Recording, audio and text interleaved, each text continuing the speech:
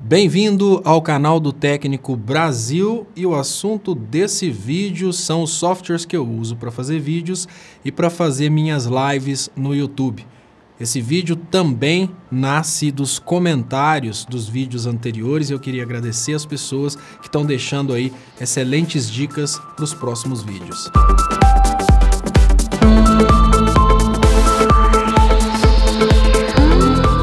Agora que você já se inscreveu no canal do Técnico Brasil, vamos direto ao assunto, e o assunto são os softwares.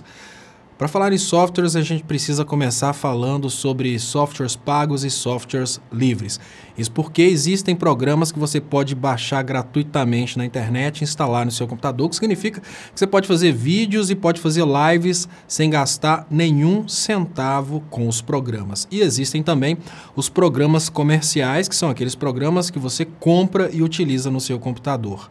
A diferença básica é que, num programa livre, normalmente você não tem a assistência técnica e também a gente tem que considerar o fato de que os programas gratuitos, eles não têm aquela responsabilidade com o cliente, porque eles são gratuitos, e não tem uma equipe de programadores que estão lá pagos e disponíveis para fazerem esse trabalho. Já os programas gratuitos, eles podem nascer ou de uma experiência de uma empresa que está querendo emplacar um novo produto no mercado, ou um programa limitado que não faça tudo o que o profissional faça, ou até mesmo de uma comunidade de programadores que se une aí para fazer um programa ir evoluindo. A grande realidade é que, indiferente de quem faz o programa gratuito, o normal é que esse programa não tenha assistência técnica, mas resolvem muito bem o problema com suas limitações. Agora que eu falei dos programas livres ou gratuitos, a gente não pode esquecer que tem também o programa pirata, né, gente? Aquele programa que seria pago, mas você não paga. Qual que é a vantagem? Você deixa de pagar. Qual que é a desvantagem? Programa pirata é crime, você está desincentivando o cara que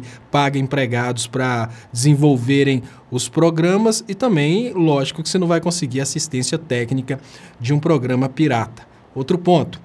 Às vezes você perde tempo demais craqueando um programa e esse tempo que você está perdendo ali constantemente craqueando o programa, às vezes você poderia estar produzindo vídeos para o seu canal. Agora mais um ponto. Vamos agora para o programa que é aquele intermediário entre os outros programas e o seu computador. O sistema operacional. Qual o melhor sistema operacional? Isso depende, você pode utilizar tanto o macOS, como você pode utilizar o Windows, como você pode utilizar o Linux. Se você estiver pensando em usar um programa livre, obviamente, é o Linux. Num PC, o Linux funciona muito bem, mas tem uma limitação de rede, que é o fato de que não é todo mundo que vai saber te dar dicas a respeito de Linux. Quase todo mundo usa o Windows, seja original, seja pirata, quase todo mundo usa o Windows. Em segundo lugar, as pessoas usam aí o macOS. Em termos de escolha do sistema operacional, pessoal, eu acho que vai muito daquele sistema operacional que você tem mais conhecimento, aquele sistema operacional que você tem mais afinidade. Eu uso os dois comerciais, que é o Windows, e uso também o macOS. Às vezes as pessoas perguntam para mim, mas por que você não usa algo livre? Por que você não usa um programa como o Linux? Olha, é muito linda a ideia do Linux, mas eu penso, quando eu estou trabalhando, eu penso de forma comercial. Eu penso, olha, se eu precisar de ajuda, se eu precisar de ligar na assistência técnica. Então, eu não faço isso, apesar de que tem várias pessoas que fazem dessa forma e acabam incentivando aí a liberdade na produção, né, dos softwares. Agora, você precisa escolher se você vai fazer transmissões ao vivo ou se você vai fazer vídeos em offline. Você vai fazer vídeos para editar e postar depois. Nada contra fazer os dois. Eu faço as duas coisas, mas se você faz transmissões ao vivo, você precisa de um programa de streaming. Se você faz edições, você precisa de um programa de edições. Nesse momento eu estou fazendo essa gravação usando um programa de streaming. Depois eu injeto essa gravação num programa de edição para colocar vinhetinha, colocar outros elementos. Esse programa que eu estou usando agora é o programa Wirecast. É uma solução paga para você fazer lives na internet, fazer corte em tempo real. No Wirecast você faz absolutamente tudo em tempo real, mas você pode utilizar uma solução gratuita para fazer exatamente o que o Wirecast faz, que é o OBS. O OBS é melhor que o Wirecast? Não. O OBS tem os mesmos recursos que o Wirecast? Claro que não. O OBS resolve o problema? Claro que sim. Esse aqui é o detalhe. O OBS é uma solução gratuita para você começar a fazer suas lives até o ponto que você pensa, olha, eu já estou fazendo uma quantidade interessante de lives, agora eu quero dar um passo a mais, eu quero adquirir uma solução paga que vá me dar mais recursos. Aí você pode adquirir, por exemplo, o Wirecast. Mas quais são esses recursos que o Wirecast tem? Trabalhei com o OBS muito tempo e depois que eu comecei a usar o Wirecast, eu percebi recursos como atalhos de teclado, talvez o OBS tenha hoje, mas na época que eu usava não tinha. O OBS não tem recursos para você fazer transmissão simultânea em vários canais ao mesmo tempo. Se você tiver um computador poderoso, banda de internet suficiente, você pode transmitir em 20 canais do YouTube ao mesmo tempo. Eu uso muito isso nas minhas lives sobre política. O Wirecast usa muito bem os recursos da placa de vídeo. Eu percebi que o OBS não usa da mesma forma os recursos da placa de vídeo. Pode ser que ele tenha corrigido isso. Mas e o produto final? E o vídeo final na tela? Olha, você consegue fazer com o OBS a mesma coisa que você faz com o Wirecast. Então por que comprar o Wirecast? Por causa desses detalhes de recursos a mais que às vezes vão acabar te ajudando, né? São vários, é preciso pesquisar. Então pensa, olha, eu já estou fazendo live há muito tempo. Vou investir no Wirecast, parece que é coisa aí de R$2.000. Olha, eu vou começar a fazer minhas lives, mas eu tenho muita grana. Vou investir no Wirecast para eu já começar numa solução profissional e não perder tempo utilizando uma solução intermediária. Vai direto para o Wirecast. Olha, eu tenho um computadorzinho básico, não posso investir, mas eu quero fazer minhas lives. Cara, baixa o OBS, que o mais importante é o seu conteúdo. O mais importante é você começar a fazer. Manda brasa. Bom, agora que eu falei com vocês sobre a questão do live stream, OBS e o Wirecast, vamos passar para o próximo ponto, que são as gravações editadas, programas para edição. Gente, quando a gente pensa em programa para edição, normalmente existem vários... Antigamente tinha até briga, tá? Entre editores para brigar qual que é melhor, se era Final Cut, se era Premiere, dava uma briga danada disso. Aqui no mercado de Belo Horizonte, por exemplo, criou-se uma norma de que quem trabalhava com publicidade e propaganda era profissional, por isso trabalhava com Mac. Quem trabalhava com evento era subprofissional, porque trabalhava com Adobe Premiere. Tem nada disso. A grande realidade é que o pessoal da publicidade e propaganda, eles usavam o computador da Apple, porque na época era praticamente impossível para um iniciante comprar, usavam isso como uma espécie de barreira de entrada. Então criava aquela ideia, não, para ser profissional tem que ser Apple. E como o programa Final Cut Pro não instalava no PC, não instala até hoje, dava aquela ideia de que, olha, se você usa o Final Cut Pro, você é puro sangue, você é superior. É grande bobeira. O melhor programa de edição é aquele programa que você tem mais facilidade para mexer, que você tem mais amigos mexendo, é o efeito de rede.